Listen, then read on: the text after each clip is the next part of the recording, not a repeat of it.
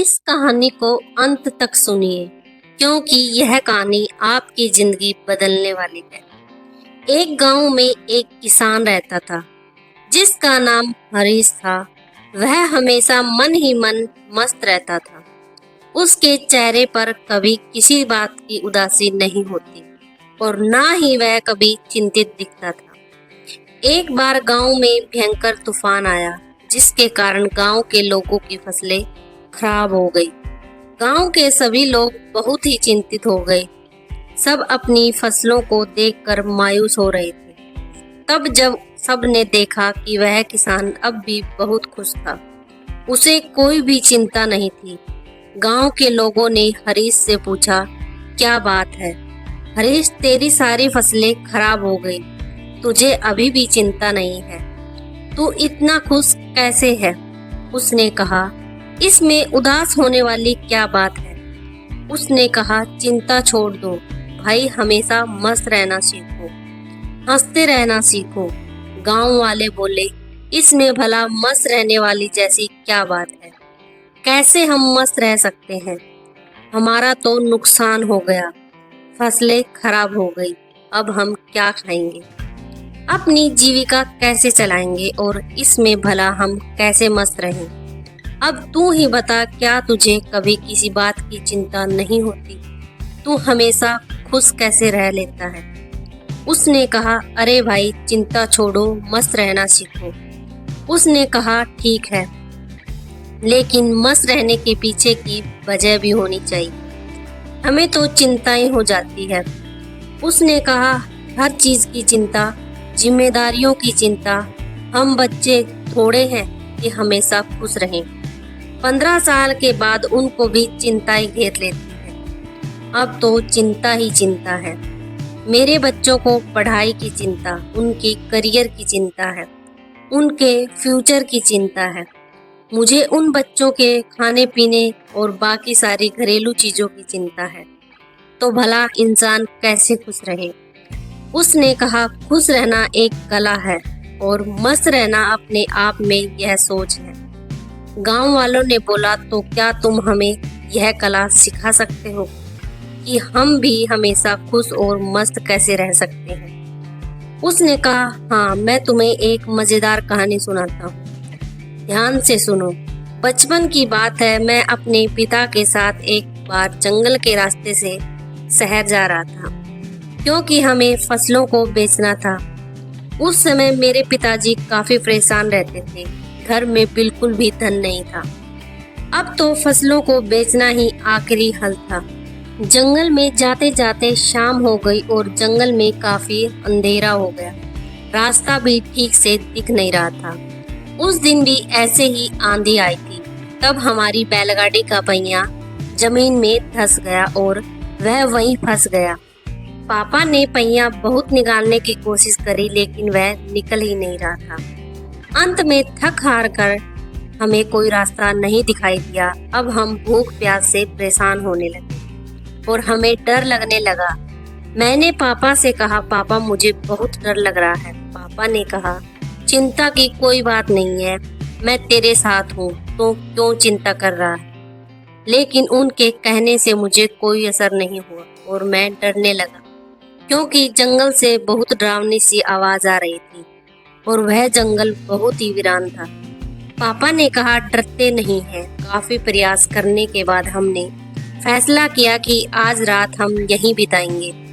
जैसे ही सुबह होती है फिर हम बैलगाड़ी को निकालने की कोशिश करेंगे, फिर देखते हैं क्या कैसे करना है।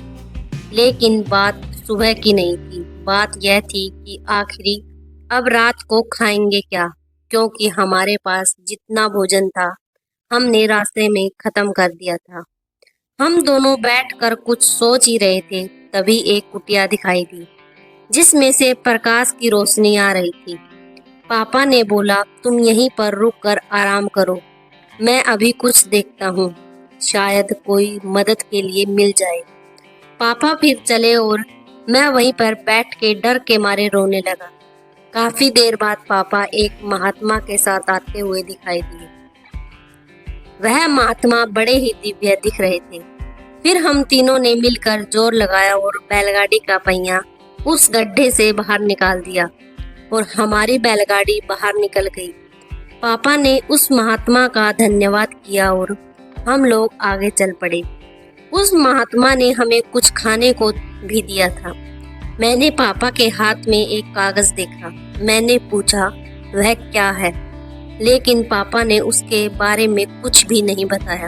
अब हम आगे बढ़ते चले जा रहे थे। पापा ने बताया नहीं कि महात्मा ने हाथों में क्या दिया था। मैंने उनसे फिर पूछा कि पापा हाथ में क्या है। उन्होंने बोला कुछ नहीं, यह तेरे काम की चीज नहीं है। धीरे धीरे काफी समय गुजर गया और हम काफी दूर निकल गए। काफी वक्त गुजर जाने के बाद मैंने पापा से पूछा, पापा उस पत्र में ऐसा क्या था कि जो आप मुझे बताते नहीं हो।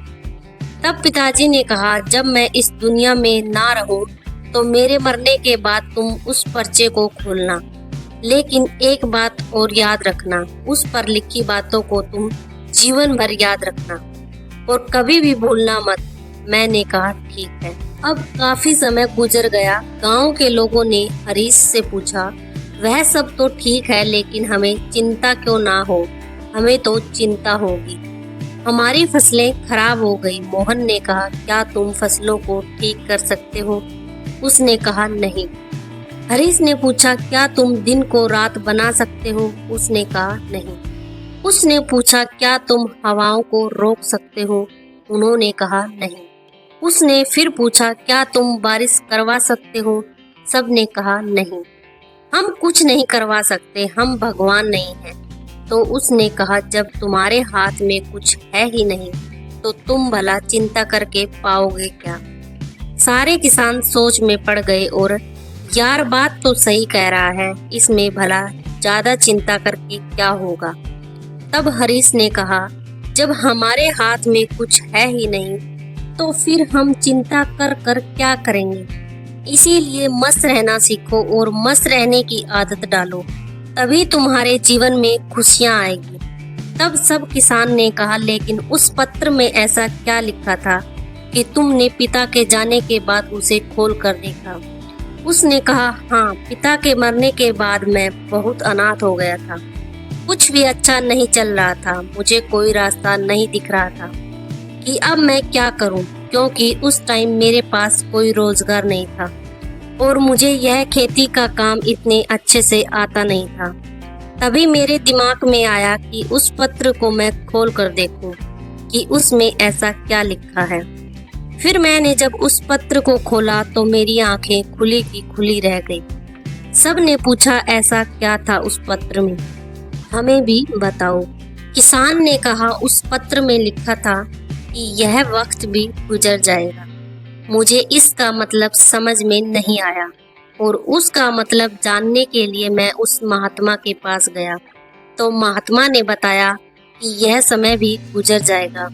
मैंने कहा, यह तो ठीक है, आप तो वही बता रहे हैं जो इस पर्चे पर लिखा है, लेकिन इसका मतलब क्या है? महात्मा ने फिर कहा, यह समय गुजर जाएगा।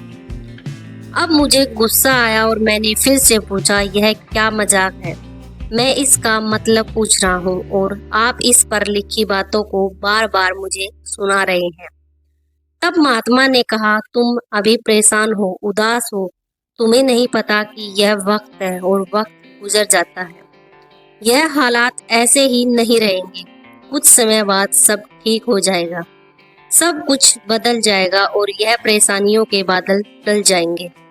इसीलिए इन बातों को याद रखो, यह वक्त गुजर जाएगा।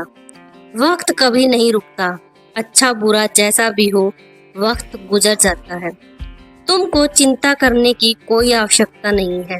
तुम बस खुद को देखो, अपने हाथों को देखो और बस मेहनत करते रहो। धीरे धीरे वक्त जैसा भी हो, सही समय आने पर बदल जाता है।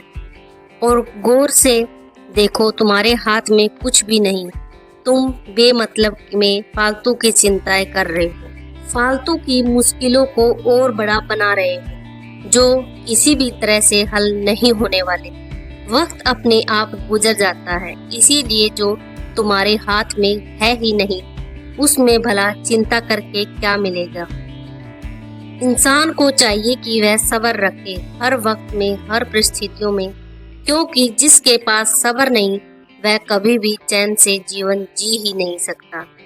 चैन से जीवन जीने के लिए इंसान के अंदर सब्र का होना जरूरी है और सब्र तभी आता है जब इंसान इस बात को याद रखेगा कि वक्त गुजर जाएगा। तब से मेरी जिंदगी बदल गई और मैं इन बातों को जीवन भर के लिए याद करके रखती हूँ। अब जो कुछ भी होता है मैं चिंता नहीं करता, बस मेहनत करता रहता हूँ, कोशिश करता रहता हूँ। जो मेरे हाथ में है ही नहीं तो उसको मैं चिंता करके क्या करूँगा। इसीलिए मैं अब मस्त रहता हूँ और लोगों से यही कहता हूँ कि मस्त रहो, ज़्यादा चिंता मत करो और ज़्यादा सोचो मत। जीवन चल रहा है, जीवन गुजर रहा है और जीवन गुजर जाएगा। अगर आपको यह कहानी अच्छी लगी हो तो वीडियो को लाइक एंड स्टोरी बाय अधिक हमारे चैनल को सब्सक्राइब जरूर करें।